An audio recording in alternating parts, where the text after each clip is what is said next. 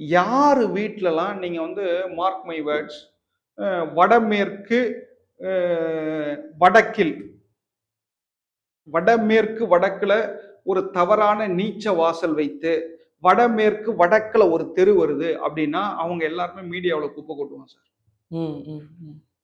அவங்க எல்லாருமே வந்து நடிகரா இருப்பாங்க.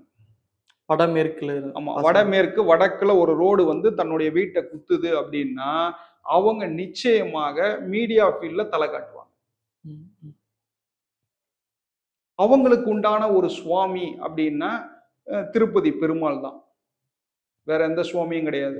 கிரானைட்டுக்கு அவர் தான் சாமி, சினிமாக்கு அவர் தான் சாமி, டைல்ஸுக்கு அவர் தான் சாமி, மலைக்கு அவர் தான் சுவாமி. அப்போ வடமேற்கு வடக்குல சார், அப்போ நீங்க கேட்கலாம், நீங்க நல்லா தானே சார் இருக்காங்க, அப்ப தவறான தெருக்குத்து என்ன பண்ணும்? அந்த வீட்டுல வந்து திருமணத்தை லவ் மேரேஜ் பண்ண வைக்கும், அந்த வீட்டுல டைவர்ஸ் பண்ண வைக்கும், மன சங்கடங்களை உண்டாக்கும். இவ்வளவுதான் கான்செப்ட்.